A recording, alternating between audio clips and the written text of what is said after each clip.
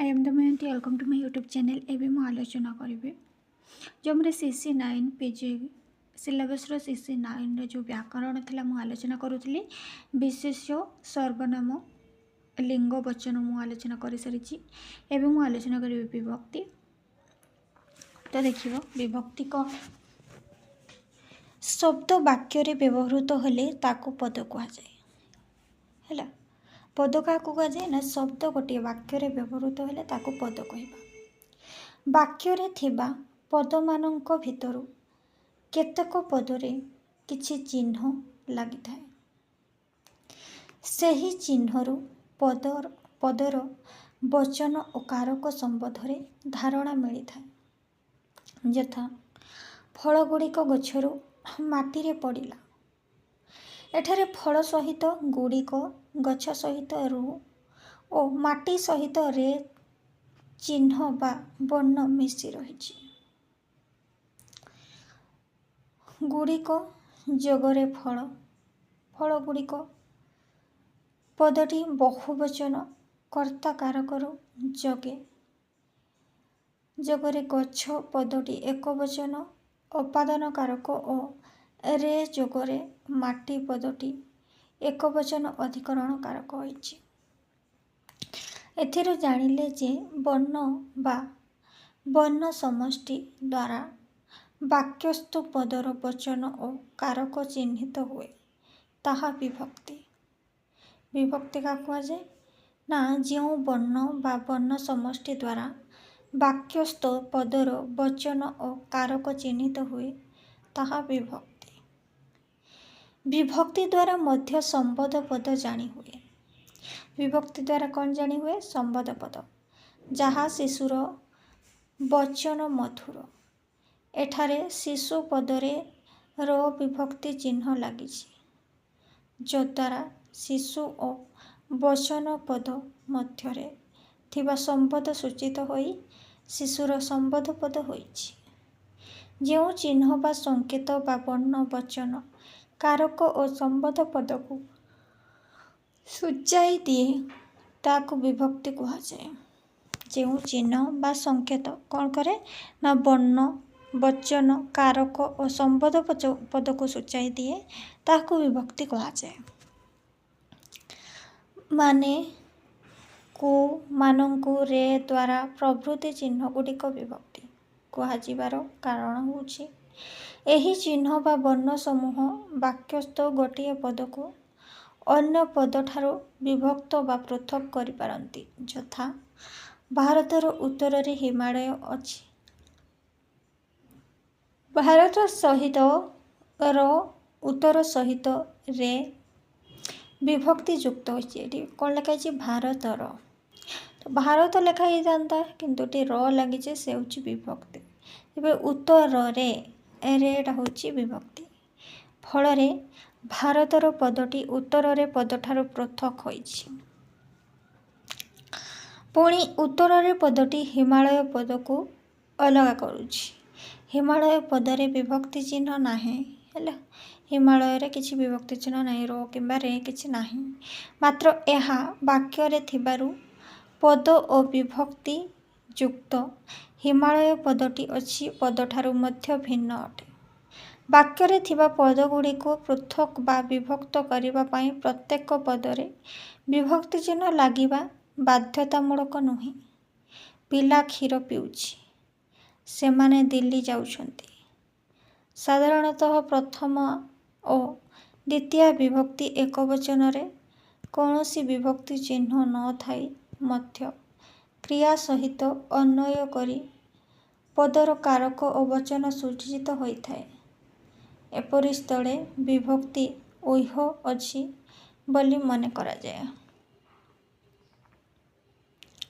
देखिबा हमरो विभक्ति गुड़िक प्रथम विभक्ति द्वितीय विभक्ति तृतीय विभक्ति चतुर्थी विभक्ति पंचम विभक्ति चतुर्थी विभक्ति पंचम विभक्ति षष्ठी और सप्तम विभक्ति। प्रथम विभक्तिर चिन्ह होछि ए मान माने गुड़ाक गुड़िक। द्वितीय विभक्तिर चिन्ह होछि कि कु टिकु टाकु ठाकु कु मानक। तृतीय विभक्तिर चिन्ह होछि रे द्वारा देई चतुर्थी विभक्तिर चिन्ह कुंकु टांकु टाकु। पंचमी विभक्तिर चिन्ह रु ठारू ठू हूँ। षष्ठी विभक्तिर चिन्ह टेर टार र रिंग कर। सप्तमी विभक्तिर चिन्ह टीरे ठी ठेई ए रे ठारे।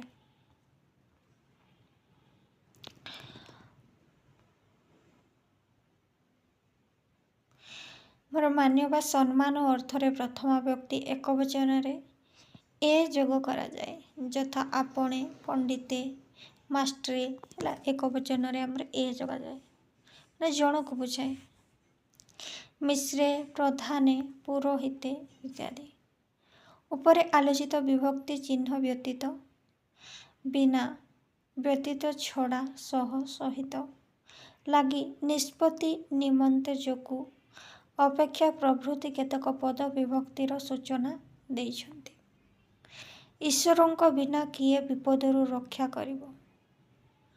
तुम सहित मु सिनेमा जीवी तो लगी मोर एठाकु आसिबो बंद। आकाश हूँ बड़ पिता माता बड़ पृथ्वी अपेक्षा। विशेष पद विभक्ति युक्त हेले आकृति रे परिवर्तन घटे नाही मात्र सर्वनाम पदर आकृति रे परिवर्तन होइथे। विशेष्य बालक विभक्ति प्रथम व्यक्ति रे बालक एक वचन बहुवचन रे बालकी। द्वितीय व्यक्ति रे बालक को बहुवचन रे बालक मानक। विभक्तिर व्यवहार देखिबा। विभक्तिर व्यवहार कौन कौन? कर्ता कारक विभक्ति किपरि कर्ता कारक प्रथम विभक्ति किपरि व्यवहार करा जाइछि। कर्ता कारक आमे क्या कहवा जी क्रिया संपादन करे ताको आमे कर्ता कारक कहवा ना नहीं। तो सीतांशु संगीत शुणुछि कवि कविता लेखुचंती एटा हमर सीतांशु कवि एगुड़िक कौन कर्ता। किए संगीत शुणुची ना सीतांशु संगीत शुणुची। किए कविता लेखुची ना कवि कविता लेखुची। तो ये आमर क्रिया कर्ता किए सीतांशु और कवि। तो कर्ता कारक आमर प्रथम विभक्ति लगुच है। मन रखिए कर्ता कारक प्रथम विभक्ति कर्म कारक द्वितीय विभक्ति करण कारक तृतीय विभक्ति संपादन कारक चतुर्थी विभक्ति अपादन कारक पंचमी विभक्ति आउ अधिकरण कारक संबोधे षष्ठी संबोधे षष्ठी हुए। षष्ठी विभक्ति कौन से कारक लगे ना। सप्तमी विभक्ति अधिकरण कारक सप्तमी विभक्ति हुए। कर्मवाच्य कर्मठारे प्रथमा किपरि होछि। शिक्षकों द्वारा व्याकरण पढ़ागला।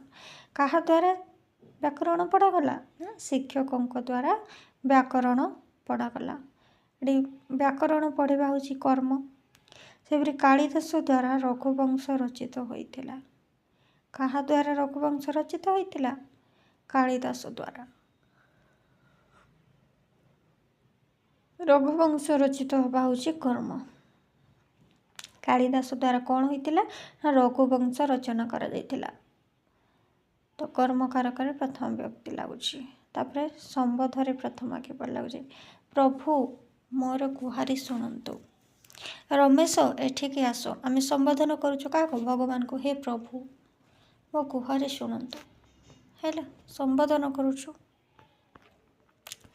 नेक्स्ट अभययोगी प्रथमा है।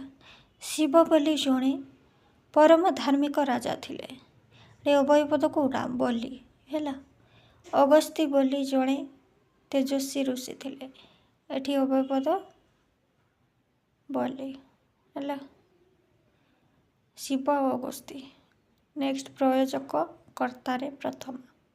जगन्नाथ दास श्री मंदिर रे लोक माननको भागवत शुणाउथिले।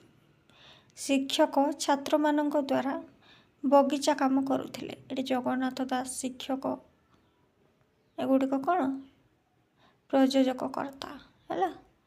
नेक्स्ट अभिधेय मात्रे प्रथमा। केवल नाम प्रकाश करुवा शब्दर प्रथमा विभक्ति हेले ताकू अभ्युदय मात्रे प्रथमा विभक्ति कहती। केवल नाम को प्रकाश कर विनायक, वंदना, वृक्ष, भात, कलम इत्यादि। संख्यावाचक शब्द जगह प्रथमा किपरि ना बात, पित्त, कफ तिनिहे एकाठी हेले लोकर मृत्यु हुए। लवकुश दुहे जान भाई लवकुश केते जन 2 जन।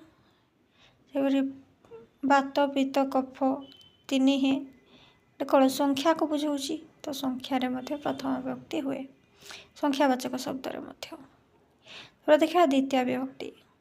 मुझे कही कर्ता कारक कौन प्रथम विभक्ति हुए, कर्म कारक आमर द्वितीय विभक्ति हुए है। कर्ता जहाँ करे ताको आमे कर्म कहवा। कर्ता जो कामटी करे देखो बाटोई पानी पीऊँच, बाटोई कौन पीऊँच पानी पीऊँच, तार काम कौन बाटोईर काम कौन पानी पीवा गोटे काम। असीमा अविनाश को पचारुची, असीमा क्या पचारुची अविनाश को है।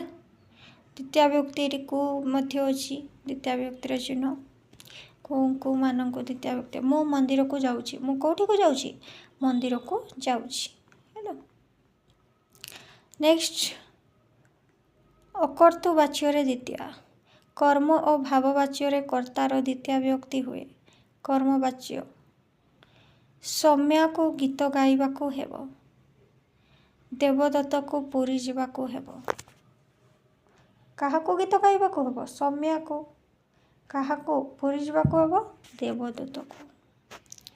सेपरि प्रयोज्य कर्तार द्वितीय विभक्ति। जीजाबाई शिवाजी को वीर कहानी शुणाउथिले।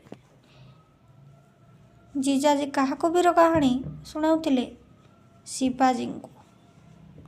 माँ मुन्ना को खुआउची, माँ कहा खुआउची मुन्ना को खुआउची। नेक्स्ट विप्सा अर्थरे द्वितीय विभक्ति। दिन को दिन परिवार दर बढ़ुची, दिन को दिन कौन बढ़ुची परिवार दर बढ़ुची।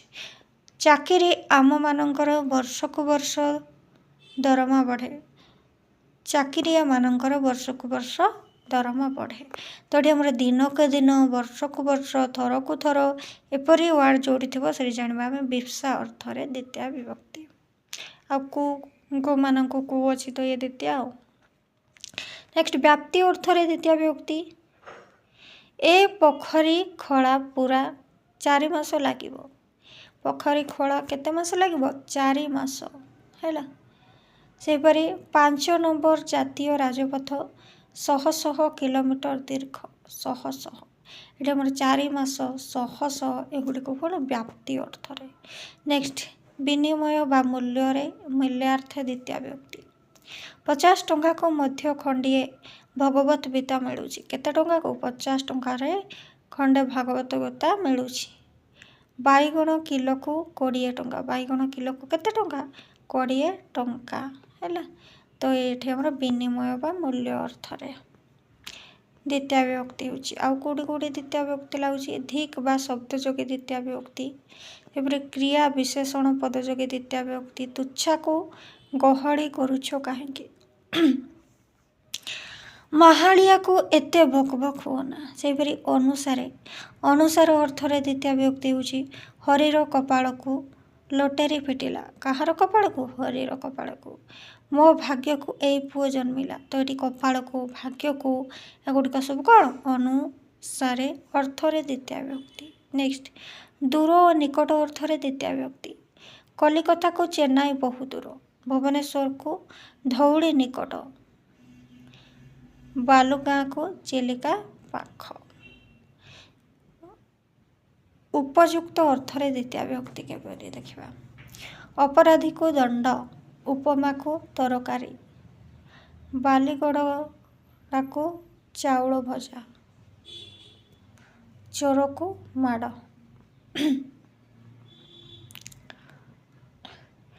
नेक्स्ट क्रियार समकाल द्वितीय।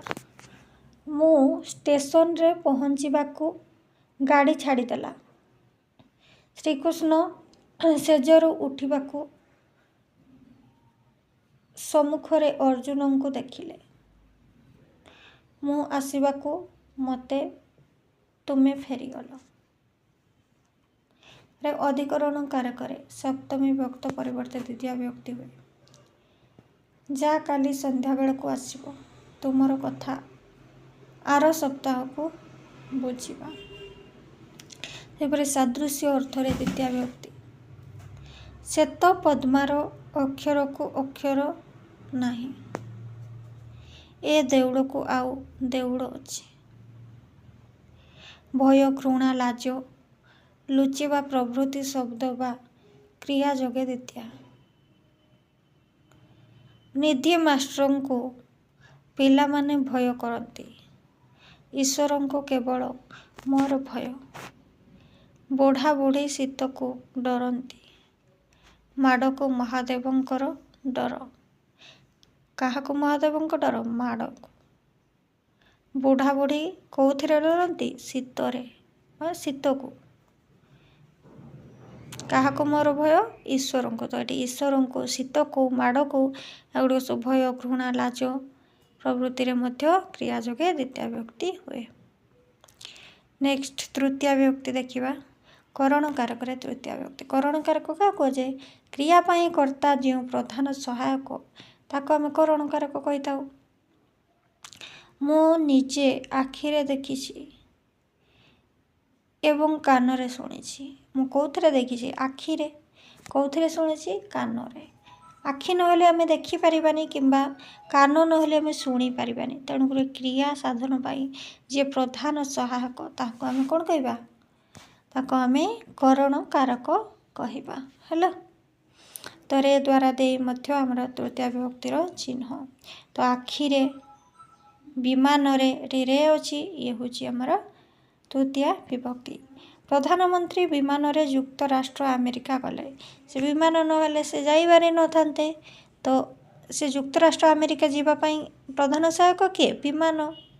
ସେହିପରି ଶ୍ରୀରାମ ନୌକାରେ ଗଙ୍ଗା ପାରି ହେଲା। ଶ୍ରୀରାମ କୋଉଥିରେ ନୌକା ପାରି ଗଙ୍ଗା ପାରି ହେଲା? ନୌକାରେ। ନୌକା ନହେଲେ ସେ ଯାଇପାରିଥାନ୍ତା କି? ଗଙ୍ଗା ପାରି ହେବା ପାଇଁ ପ୍ରଧାନ ସହାୟକ କିଏ ହେଲା? ନୌକା। ତ କ୍ରିୟା ସାଧନ ପାଇଁ କର୍ତ୍ତା ଯେଉଁ ପ୍ରଧାନ ସହାୟକ ତାକୁ କରଣ କାରକ କହିବା।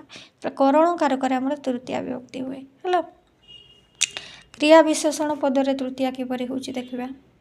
ତୁମେ ତୁଚ୍ଛାରେ ମୋର ସହିତ ଝଗଡ଼ା କରୁଛ, ସମସ୍ତେ ସୁଖରେ ରୁହନ୍ତୁ। ବୁଢ଼ା ହେଲେ ବି ସେ ବେଗରେ ଚାଲିପାରନ୍ତି। ଏଠି ତୁଚ୍ଛାରେ, ସୁଖରେ, ବେଗରେ ଏଗୁଡ଼ିକ ସବୁ କ'ଣ? କ୍ରିୟା ବିଶେଷଣ ପଦରେ ତୃତୀୟା।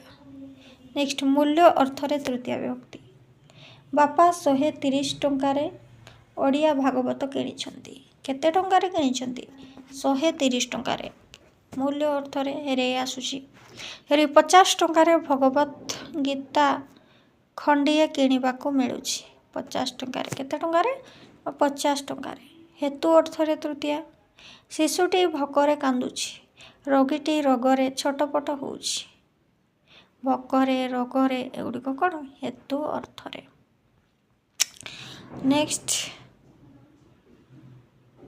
ନେକ୍ସଟ ଆମର କର୍ମବାଚ୍ୟ ଓ ଭାବବାଚ୍ୟରେ ମଧ୍ୟ ତୃତୀୟ ବିଭକ୍ତି ହୁଏ।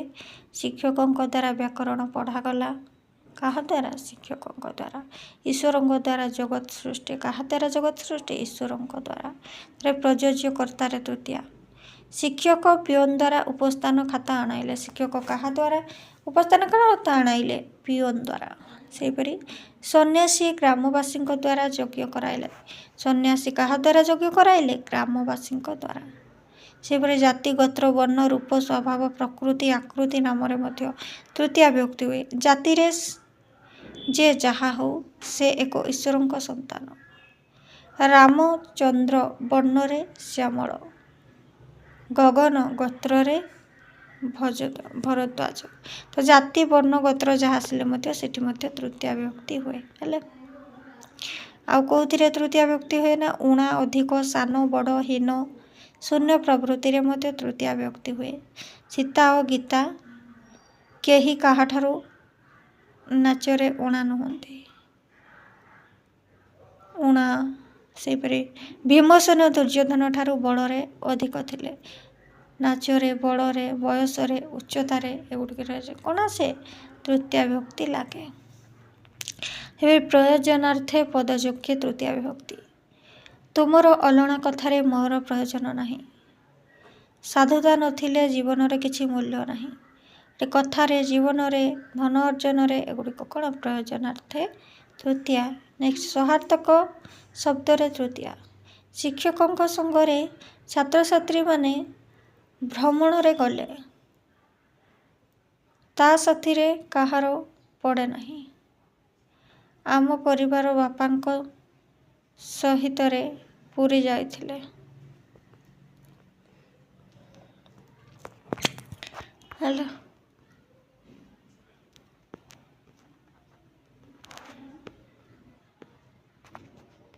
चतुर्थी विभक्ति आमर संप्रादान कारक चतुर्थी विभक्ति होता है। आमर संप्रादान कारक क्या कहुए जहाँ कौन पदार्थ सम्यक रूपे दान करा जाए ताको आम संप्रादान कारक कही था। चतुर्थी विभक्तिर चिन्ह को मानक सम्यक रूपे आम जदि आम कह भिकारी को भिक दियो तो भिकारी को आम संपूर्ण रूपे भिक देदेलु ताको कौन आउ थे फेरे आने कि आनबानी तो सी कौन सम्यक रूपे दान करदेले ताको आम संप्रादान कारक कहवा। तो राज्यपाल जनसेवा को पुरस्कार देले तो राज्यपाल जो जी जन मान सेवा करते लोक मान सेवा करता ताको पुरस्कार देले तो ताको आउे फेरे आने कि आनबेनी तो सी संप्रादान कारक चतुर्थी विभक्ति है। कौ मान जन सेवकों को तो को मानक थे ये चतुर्थी विभक्ति। से कर्ण प्रतिदिन जाचकों को मन लाखी दान करुथिले। कर्ण प्रतिदिन कौन करथिले दान करथिले जाचकों को तो से मैंने दानटा को आते फेरे आणुथिले कि आणु नथिले। तो जोटा आमर जहाँ को कौन पदार्थ सम्यक रूपे आम दान करदेवा पूरापूरी आनीबानी ताकू आम संप्रादान कारक कही था। संप्रादान कारक चतुर्थी विभक्ति हुए जानी था। निमित्त अर्थर चतुर्थी विभक्ति हुए तुम्हें सार्ट को कना किणिलनी है। से दही की तंबा पात्र विष से निवारण अर्थर चतुर्थी विभक्ति हुए। एड्स रोग को सचेतनता ही अव्यर्थ महोषधि। मैलेरिया को क्विनाइन दिया जाए है। सेपरी आउ कौन रुचि अर्थर चतुर्थी विभक्ति हुए। शिशुर मधुर कथा समस्त को भल लगे। जरुआ पाटी को खाद्य रुचे नहीं है। तार देखा पंचमी विभक्ति अपादान कारक पंचमी विभक्ति हुए। अपादान कारक क्या कहुए वस्तु बा व्यक्ति जहाँ संपूर्ण रूपे पृथक हुए ताको आम अपादान कारक कही था। चंद्र ज्योत्स्नारू आसूची चंद्र ज्योत्स्नारू आसूची पंचमी विभक्तिर चिन्ह कौन रू ठारू मानक ठारू चंद्र रू अच्छी ये हूँ कौन पंचमी विभक्ति। तो ये आमर अपादान कारक बोली केमी जाना चंद्र रू ज्योत्स्ना आसूची चंद्र रू ज्योत्स्ना ता किरणटा पूरा विच्छिन्न होकर पलि आसूची ना आउ थे फेरी जाऊँगी कि चंद्र पाखक जाऊनी तेणुक विच्छिन्न जो जी आमर जहाँ संपूर्ण रूपे पृथक हुए से अपादान कारक हुए। तो अपादान कारक पंचमी विभक्ति हुए। तो सड़ देउलू पत्थर खसला बड़ देउलू पत्थर खसला बड़ देउलू पत्थर खसिकी पूरा अलग होगला आउे कौन पत्थरटा जा बड़ देउल रही जाऊँ कि ना तो संपूर्ण रूपे देउलू सी पत्थरटा अलग हो जाऊँगी। से देशरू विदेशी मैंने चलीगले देशरू विदेशी मैंने इंग्रेज मैंने चलीगले आउ थे आसिले कि आसिलेनी तो जो आम सम्यक रूपे पृथक हो अपादान कारक कहवा। अपादान कारक पंचमी विभक्ति हुए आ रू ठारू मानक ठारू चिन्ह थे है। हेतु अर्थर पंचमी विभक्ति हुए।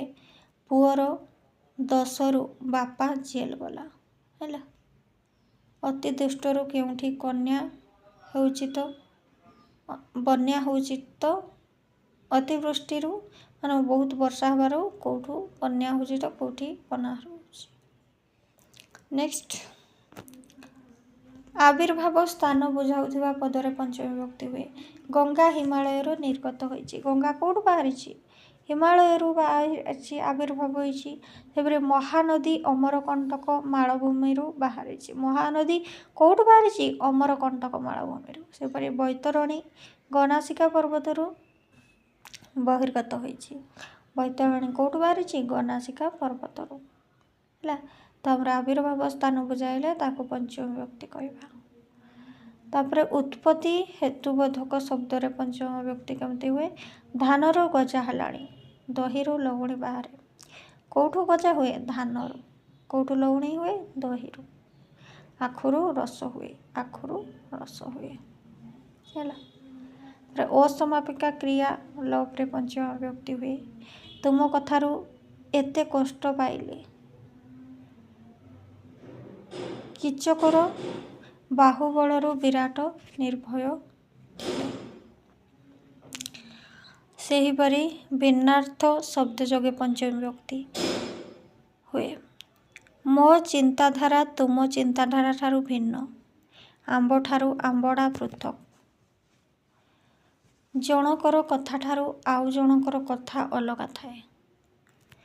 ସେହିପରି ସୀମା ବୁଝାଉଥିବା ମାର୍ଗବାଚକ ଓ କାଳବାଚକ ପଦରେ ପଞ୍ଚମ ବିଭକ୍ତି ହୁଏ। ପୋଖରୀ ତୁଠରେ ଢିଙ୍କିଶାଳାରୁ ଢେଙ୍କାନାଳ ଯାଏ ନାନା କଥା ପଡ଼େ। ଗାଁର ଏମୁଣ୍ଡରୁ ସେମୁଣ୍ଡ ପର୍ଯ୍ୟନ୍ତ ବାଛୁରୀଟି ଧାଉଁଛି।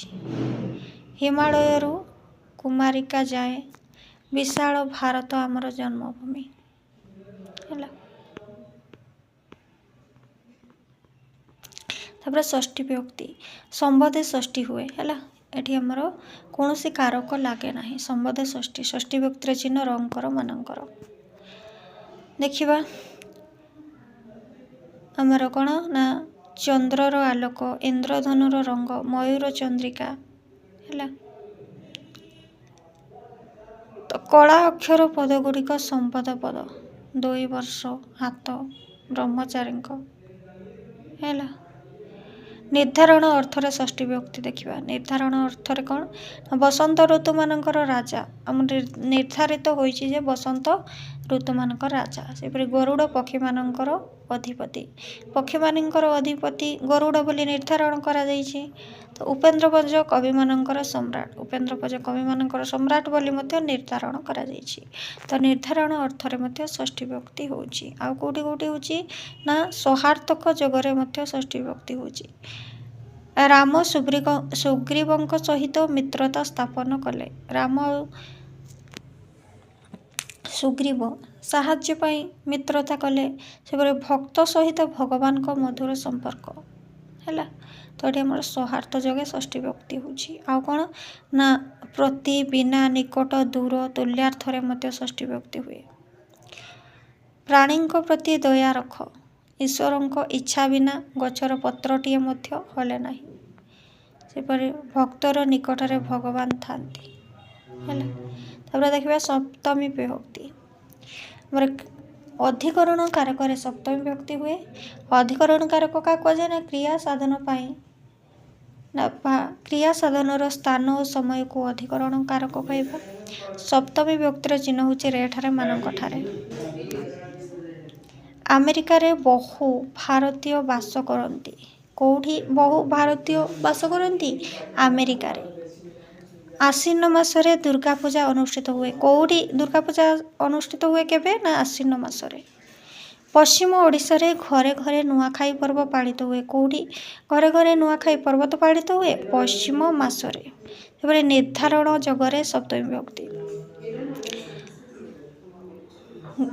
ଗୁଣମାନଙ୍କ ମଧ୍ୟରେ ପରୋପକାର ଶ୍ରେଷ୍ଠ। କାର୍ଯ୍ୟମାନଙ୍କ ଭିତରେ ଖଣି କାମ ବିପଦପୂର୍ଣ୍ଣ। ହେଲା, ତ ଆଜିର ଆଲୋଚନା ଏତିକି ସମାପ୍ତ କରିବା।